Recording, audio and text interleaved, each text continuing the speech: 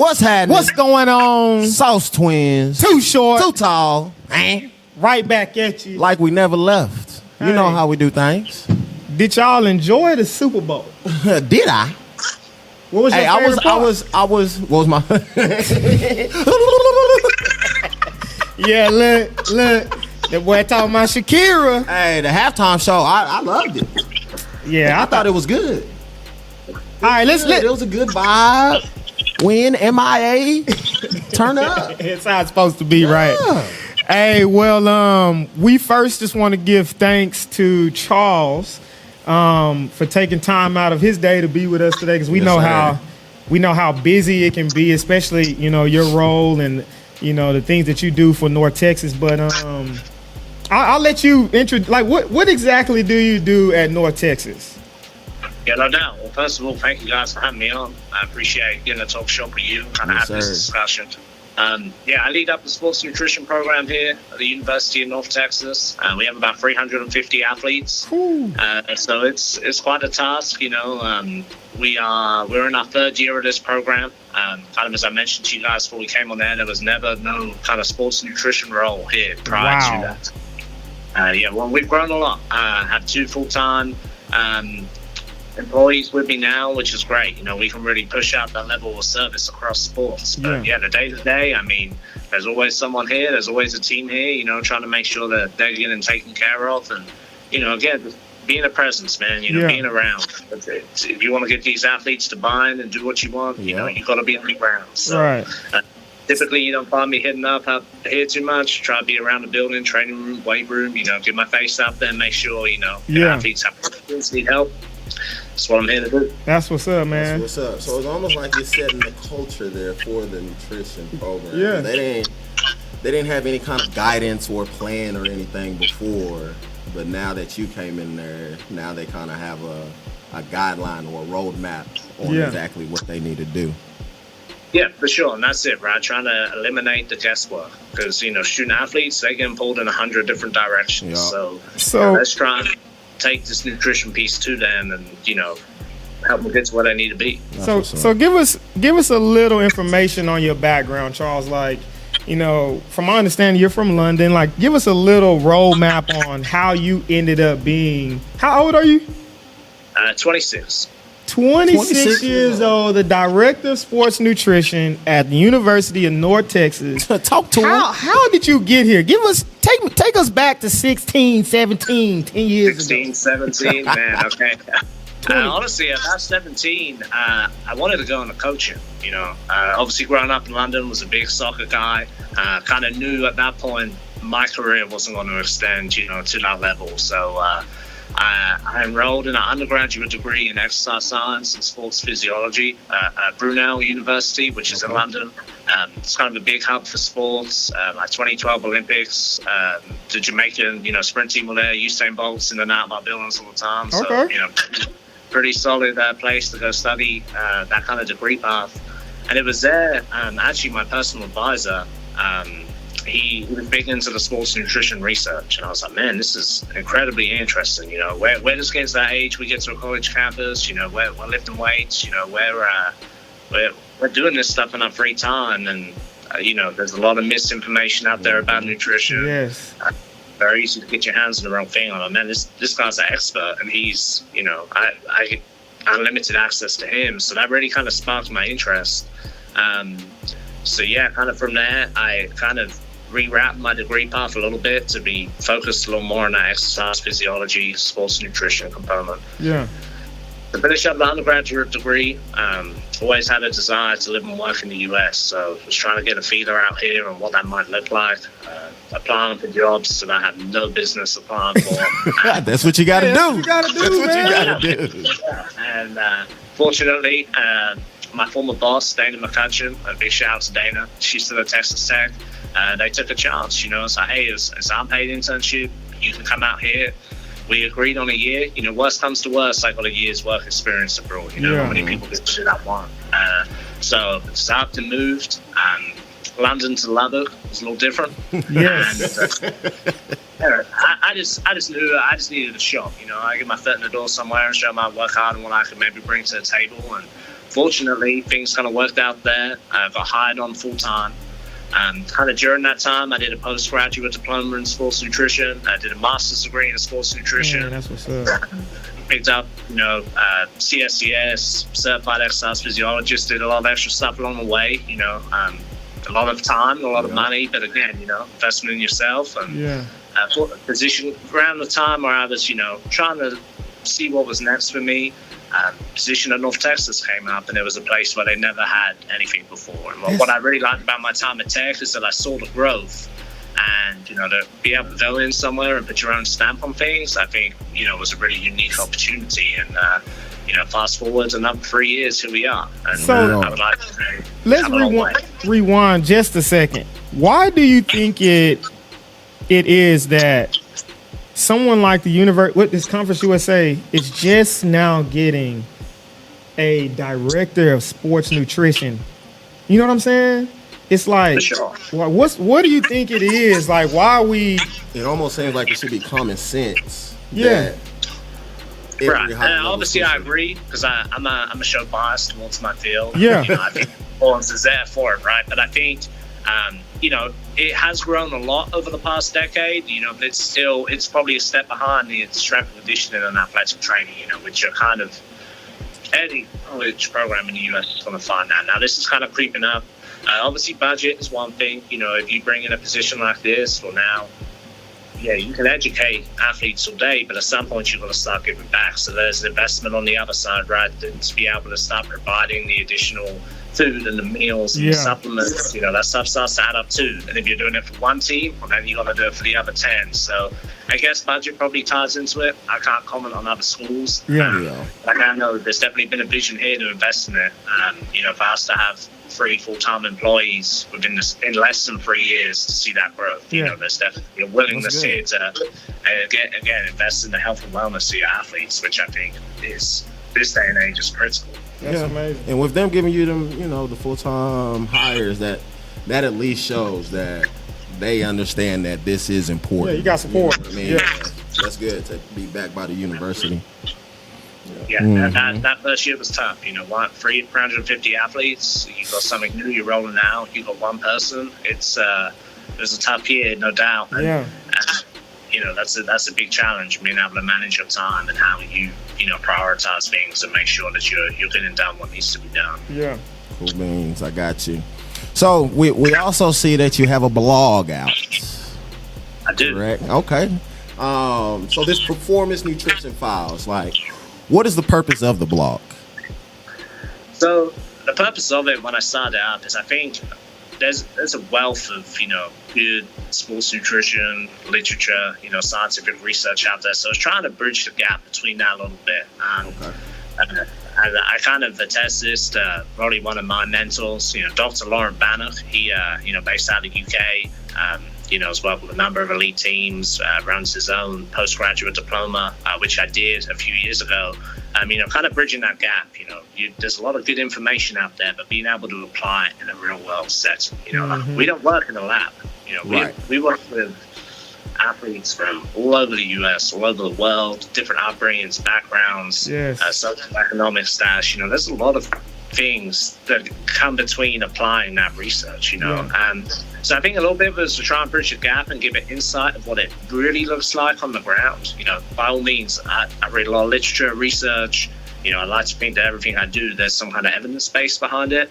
But, trying to add in that human component and kind of show upcoming practitioners or even practitioners already in the field, a way of how I do things, because I like to see other places doing things, take ideas from places. And I think sometimes it's, just trying to relay those messages, but in a way that someone can take it and apply it, right? It's not, they ain't got to read a whole research journal article. And, on me, I've been slipping on the blog a little bit. Being busy, it takes up some time. It does. It does. I actually just started my PhD last month. So okay, congratulations. That's what's up. I appreciate it. And that kind of slips in on the priorities. Yeah, absolutely. As the PhD picks up, and I already have a couple drafts of posts and some different things that, hopefully you can kind of tail onto that and be the back end of that. So hey, why don't we got the super scientific and maybe a little bit of practical on that side? Right. Put it all together. Hey, Yes, so sir. how do you take, like, you have your research and, you know, your relationships and all of the things that kind of builds up this culture. Now, how do athletes, let's kind of move away from food and go to supplements. How do athletes know what they can take? How do you guys know, like, what your athletes can take? I saw a little article that you had about third party, I guess people certifying, like NSF. Like, I'm familiar with NSF. So how do we know what these athletes can take and what they can have? Yeah, now when you speak about having a position like this, I think this is really important. We try and navigate any kind of questions or queries through me. And then typically, depending on where the athlete is competing, there'll be a banned substance list, right? So I'm dealing with NCAA athletes. There's an updated banned substance list every year. A lot of professional teams, organizations out here, you know, MLB, NFL, NBA, etc., will have a banned substance list. So, yeah, it's a bit of a minefield. You know, we try to prioritize a food-first approach, but I'm not naive enough to sit here and say the supplements don't work. You know, yes, there Say that again. Can you say that again, just a little louder? I'm not naive enough to say the supplements don't work. Right? Okay. Like sometimes we go way too on one end of the spectrum, and there's almost this fear of supplements. Now, yes, they are supplements, right? They're there to supplement the diet, but you know, typically these are things that we're not getting in those kind of doses from the diet. Okay. So that's something that, you know, we relate to the guys, but at the same time, in my opinion, there's only a few things out there that probably really make sense. And that's going to differ again from a number of things. Your sport, what's the energy demands of that sport? You know, what are your goals? Again, then we talk about athletes, you know, what about your financial status? You know, like, hey, this one small thing may make a difference, but if it's cutting into your grocery bill and your ability to get gas to get from A to Z, then, you know, that's going to take priority, right? So again, obviously at a professional elite level where you can provide a lot of these things to athletes and have the resources to do, that kind of goes out the window. But again, for someone like the NCAA, there's only certain things that we're allowed to provide. So, for example, our athletes can take caffeine and creatine. We can't provide it to them. So again, that's where it becomes. I didn't know that. So then it becomes a bit of a minefield, right? Because I got an athlete who wants to take creatine. He might go to Walmart and pick up the $4, you know, tub where I need him to get a third-party certified product. You know, that's for the safety, as a layer of quality. You know, putting that in. I don't not want him to take it if he checks the boxes and that's something he wants to do. By all means, I think there's a lot of benefit and merit to it. But I need you to get something which, you know, has gone through those proper steps. So. Those conversations can be difficult. You know, sometimes not all athletes understand that, but, you know, trying to educate them, that's one thing every time, at least when I speak to football, you know, our football athletes get periodically tested by the NCAA. It's like most drug testing organizations, they come at any time of the year.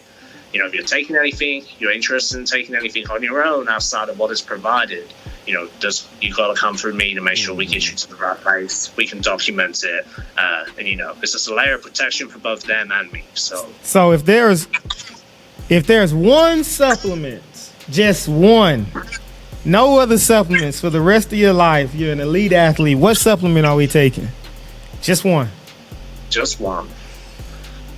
Do I get a sport or we just no sport? You just get one. You have to take the most benefits. What you got for us, Charles? I'm honestly probably going to roll with a creatine monohydrate. You know, that's what I was about to say. You know, for me, from a personal aspect, you know, caffeine would be up there. I think caffeine, you know, time and time again, is shown to be able to have some performance improvements. But I think now we're seeing the creatine is able to tap into other areas, right? We're looking at, you know, recovery, the brain, can increase, you know, your ability to enhance muscle glycogen. You know, there's seem to be a lot of benefits there. Oh, my bad. You good. There seem to be a lot of benefits there. So, yeah, I think that's a good all-rounder. Touches a lot of areas. And again, it's still has a bit of a stigma around it, but it's one of the most researched supplements. It's an excellent safety profile. You know, and again, when you really delve into some of these good review papers, you know, the list of benefits is pretty impressive given how cheap it is, You know, talk about third-party certifications, NSF, informed sport. Would you say creatine and caffeine are probably the most researched supplements that are out? Okay. Yeah, they're probably right up there with each other. There's probably a little more on caffeine because now you're pulling in, you know, coffee, some foods also. So yeah, they're right up there. And you know, again, everyone will react a little differently, but especially something like caffeine. But yeah, if I had to pick one, it'd probably be creatine. I got you. So we already know, like, we play college sports as well, so we know we have sometimes we have issues with the supplements that the athletes take. You can't take this, you can't take that. But besides that, like, what is like the biggest problem that you tend to see when dealing with these 350 athletes when it comes to the nutrition or challenge or whatever? Yeah, challenge. Biggest challenge. I think that sometimes trying to sell it to them is tough. You know, this is not always something that we get taught in school when you go through these programs. Again, sort of kind of it's what we alluded to earlier, that taking the research and putting it into practice and, you know, trying to get athletes to see the benefit, because it's not an immediate thing, right? It's not like you eat one good meal and all of a sudden you achieve all your goals, right? So it's something that takes time and a little bit of consistency and adherence. So trying to just really sell that to athletes, I think, is tough. And again, I used to be one of these guys in my mind that, well, they don't care. You know, I'm gonna put my time on the guys that do care. Yeah. At the end of the day, it's kind of my job to get you to care. Yeah. You know, and not give up on you. At the end of the day, you guys are the reason I have a job and get paid every month. You know, I'm gonna find a way in. So looking for those ways in are big. You know, if the athlete is injured, if the athlete has a bad performance, maybe not seeing the goals they want, you know, trying to find your opportunity to kind of segue that. And, that was actually kind of what I was about to ask you next was, do you take it personal when you see certain sports not able to perform, or you don't see that explosiveness late in the game, or you look at the fatigue and you look at their performance, you're like, man, I got to do a better job. I have to do a better job with these guys and getting like, do you take those kind of things personal? I do. I think it would be wrong if I didn't. Right? Yeah. Like, at the end of the day, this is although it's a career, it's a passion of mine. You know, something that I care about a lot, and maybe even sometimes too much, right? Because the nutrition, at the end of the day, it is a part of what they do, and it is. At the end of the day, you know, those most talented, skilled athletes, you know, can come out. So sometimes trying to take a step back and understand that.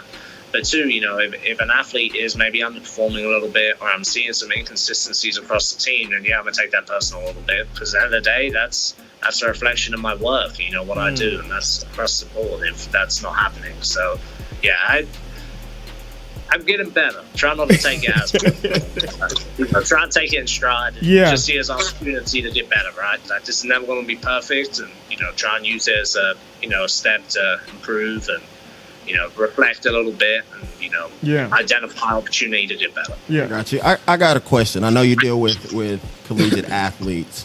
When do you think it's a good time or an appropriate time, or when should athletes, at what age should they really start honing in on their nutrition? Honestly, I think if an athlete is in high school and coming to the back end of the high school, you know, we speak to recruits a lot when they come on visits, and there's something you try giving their ear about nailing down now, right?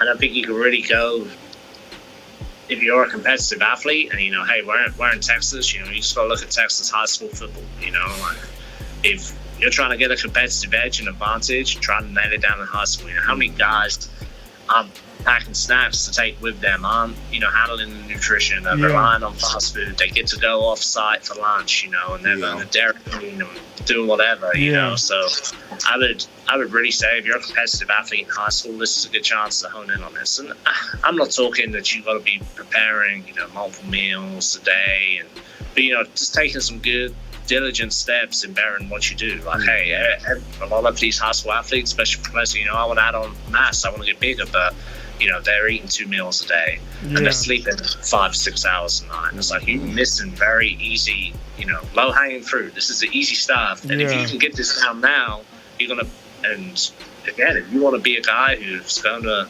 is getting recruited and going to a big school, you know, you're going to have that stuff in mind, because when you get there, it's a big step up. Yeah. You're going to be expected to do it there. So, yeah, if you're a competitive athlete in high school, I'd really encourage you to start. So, all right, Charles, I'm obviously not as smart as you are, so I'm gonna have to I'm gonna just repeat what you said in this article so that you can explain. All right, so this is out of the European Journal of Sports Science. The persistent use of nutritional interventions that accelerate recovery may impinge on the muscle adaptation. Therefore, the goal of the nutritional intervention should be carefully considered in the context of the trade-off between recovery and adaptation. And it's so interesting because I've been seeing more and more stuff about, like, we offer cryotherapy in our facility as well, and Normatec treatment. And they want you, I've been seeing more research about not necessarily hopping in the cryotherapy chamber after a workout because it limits the amount of adaptation that we truly need to get the gains from the workout. So talk to me a little bit about what that means.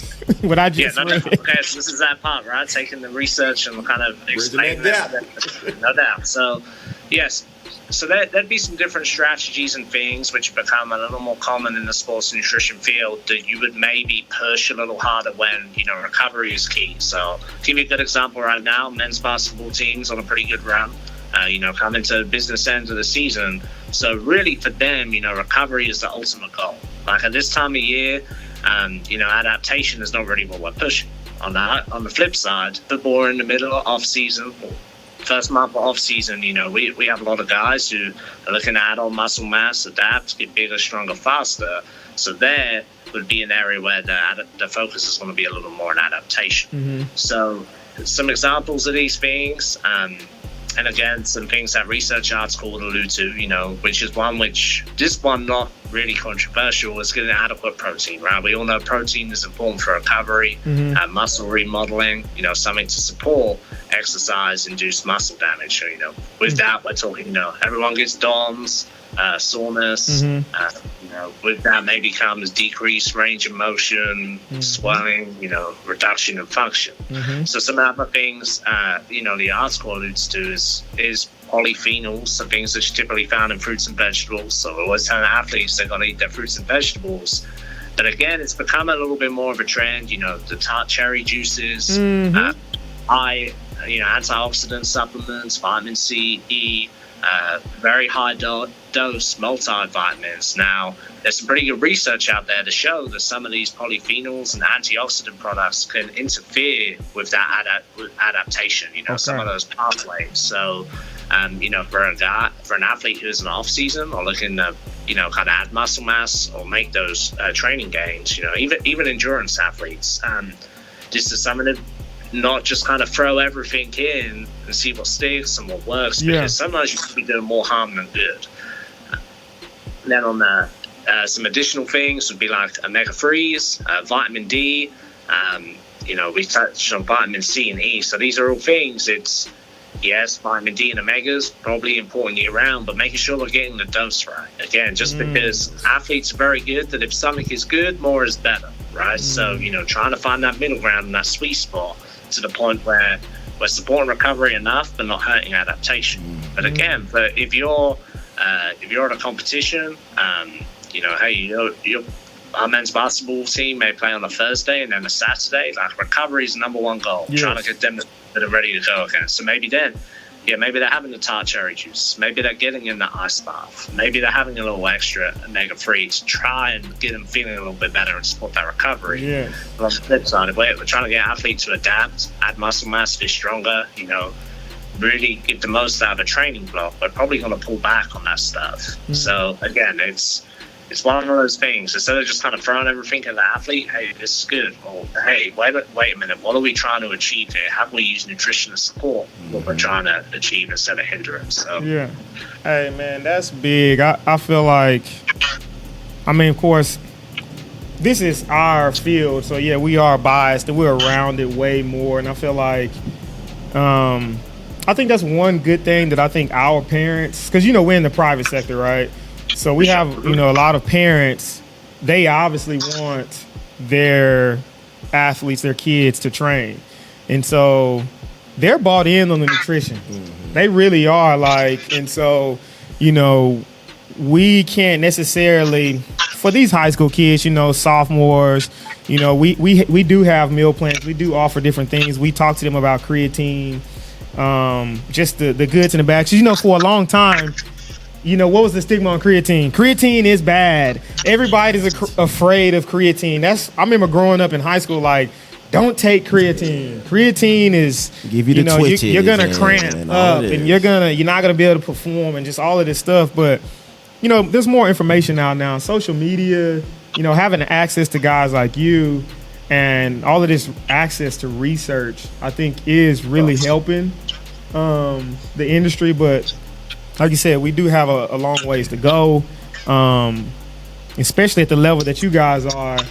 To really be able to hone in, so we aren't just seeing what sticks on the wall. I think the science part behind it. I guess you kind of got to geek out a little bit, about it. And I think that's really cool. It's really good to hear. I'm gonna interrupt you quick, because I think you touched on a good point there, especially when dealing with parents, right? Educating the parents, because at the end of the day, they're the gatekeeper for this young kid. They're buying food, and I read a good thing from again on social media, a pretty renowned strength coach who works in the private sector too, and his big thing. He had a lot of high school strength coaches ask him about creatine. He was like, "Hey, you don't necessarily, from a liability standpoint, need to be suggesting to the kids, but educate the parents. Get the parents educated and up to speed on things. At the end of the day, they can make an informed decision for their child and do a little research. And I think that's an important step, is to get the parents involved. And I think I've done a little bit of work with some high schools in this area, and I always really encourage parents to come when we give these presentations and talks, because at the end of the day, high school athlete may not have the income or the additional money to go out and do some of these things on their own. Yeah. The parents are serious about it, and they're paying, for them to come train with guys like yourselves. I would think that they would take that in stride and want to, be educated on it and be able to apply it if they choose to do so. Yeah.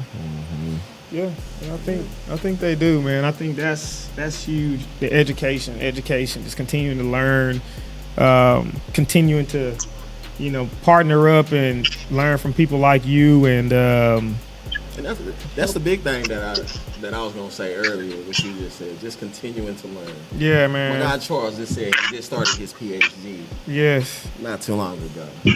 That's education. Great, yeah, I think I don't know. I just think a lot of times in this industry we do see.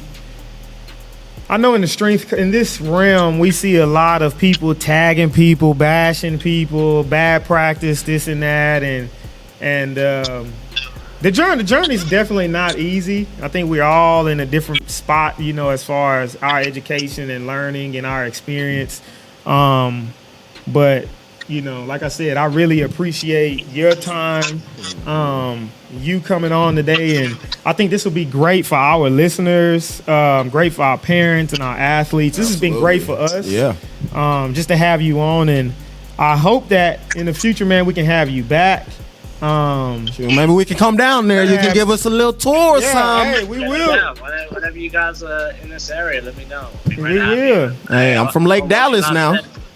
Yeah, what you last said, man, stay open-minded, right? Yeah. People get closed off in these fields and industries. There's plenty of ways to do things and get the results, you know. And, people are quick to bash and hate on other people, but, hey, if there's a little more collaboration in there, maybe we can move the needle a little better. You're right. Yes, sir. Hey, make sure y'all go and follow Charles, man. Charles, what's your handle on Twitter? Your handle is, let's see, let me get this right. All right, it's at @CashFord_. Y'all go and follow my boy on Twitter. Always putting out great information. I ran across one of your comments or one of your tweets. That's how I decided, to get with you or want to get with you. And man, I know how busy you are. Obviously, you have, like you said, over 300 athletes. I know your time is very valuable. and I appreciate your time today. Yes, sir, man. Charles. It's been Appreciate great. you, man. I appreciate it, man. Hey, make sure y'all go ask. No. Yeah.